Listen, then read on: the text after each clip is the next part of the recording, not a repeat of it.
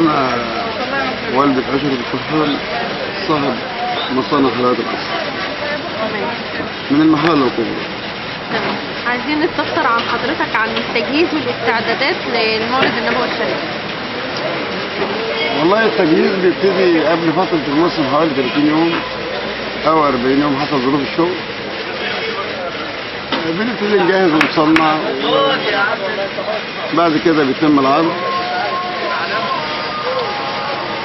السوق زي ما حضرتك عارف عرض وطلب، فاحنا شغلنا دايما بيكون عرض وطلب. طيب الاستقبال بتوع المواطنين وشعب المحلة، الإقبال كيفية الإقبال في السنة ونسبة الإقبال تختلف عن السنة دي عن السنة اللي فاتت. الإقبال بالنسبة لمولد النبي كل سنة وانتم طيبين طبعا الأول، وشعب مصر كله بخير، ونخص شعب المحلة طبعا بهذه المناسبة. الإقبال كالعادة إقبال طبيعي، ما فيش أي مشاكل، والأسعار تكاد تكون زي السنة اللي فاتت. بالنسبة للمنتجات المحلية زي السوداني والحمص والسمسم أسعار ثابتة، في زيادة في سعر السوداني بس السنة دي. أما الحمص والسمسم الأسعار كويسة.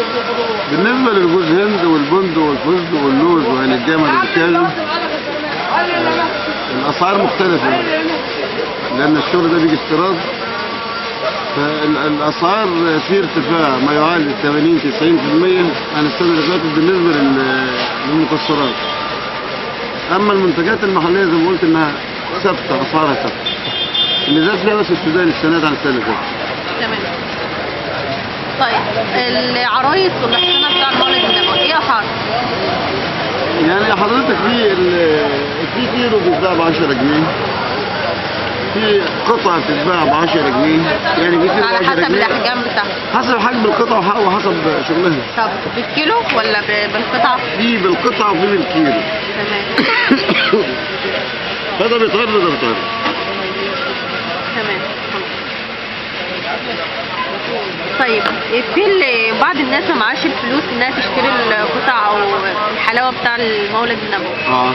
في انت حضرتك بتباع حاجات معينه كده للناس الفقيره؟ بالنسبه لحبايبنا اللي هم بتوع ربنا دول، احنا سنويا بيطلع حصه من الانتاج لاخواتنا الفقراء. لازم سنويا والله بيطلع حصه، يعني بيجي هنا بالتعاون مع مين؟ بالتعاون مع جمعيات خيريه في بعض الأهزاب والقرى، جمعيات أهلية. تمام. بنتبرع مثلا لكل جمعية بنسبة معينة حسب الكشوفات اللي هم بيجيبوها. ده دعم كامل من المصنع، يعني مثلا كل قرية بنبعت لها مثلا 100 كيلو أو 200 كيلو أو 150 كيلو حسب العدد اللي بيجي من الجمعيات، لأن في ناس كتير أهل خير بيجوا يدونا كشوفات، وبناء على هذه الكشوفات بنسلم. تمام. طيب. سواء في المحلة أو غير المحلة، ملجأ الأيتام، الصحة، وزي ما قلت الجمعيات الأهلية اللي هي بتلم تبرعات. يا إمامنا يا أمين، يا سند للمسلمين، يا حبيبي يا محمد يا ابن عبد الله، تمت الرسالة تمام والحبيب مسك الختام، طول حياتي وفي صلاتي بدعى أصلي وراه.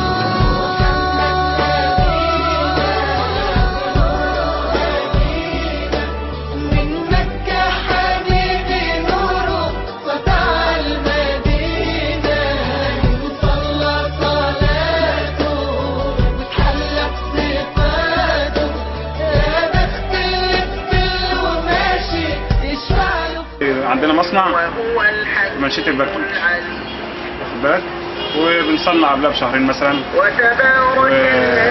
وبنجهز حاجتنا، وعلى اخر 15 يوم كده بنفرش المحل.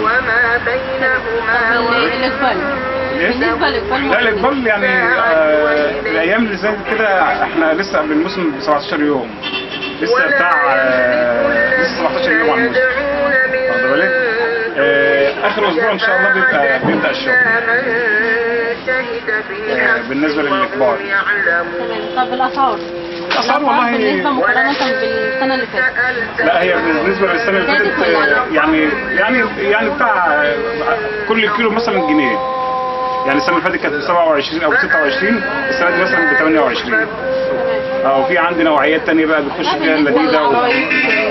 العرايس دي احنا بنشتغلها برضو، بس قبلها بشهرين 3 دي بجيب لها الطل الملون والعرايس بالورد الصغير والشمع والحاجات دي. بالنسبة لحلاوة العلف السمسمية الحلاوة السمسمية هي العلف السمسم ده اللي هو ده السوداني مغلق، كله مغلق. والسودانية ده ودي سودانية كله مغلق.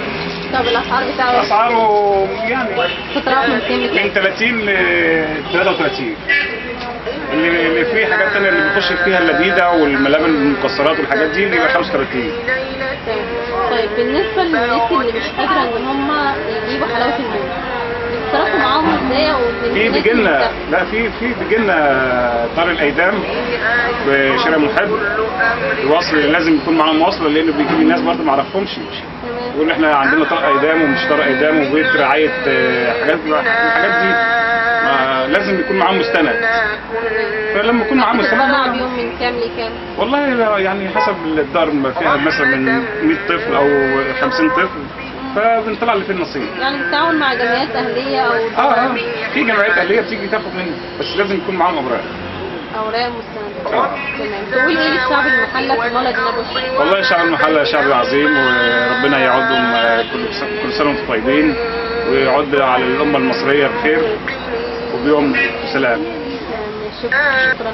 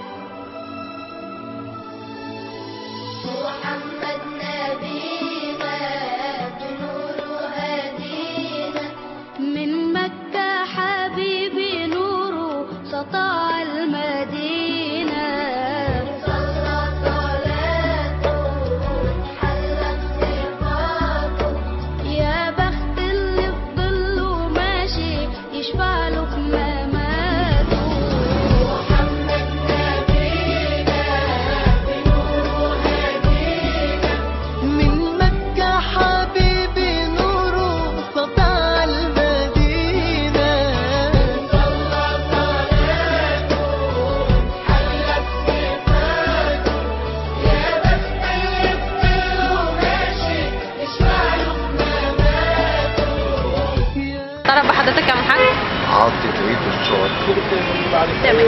عايزين بس نعرف من حضرتك الاستقبال التجهيز بتاع مولد النبوي الشريف للشعب المحلي.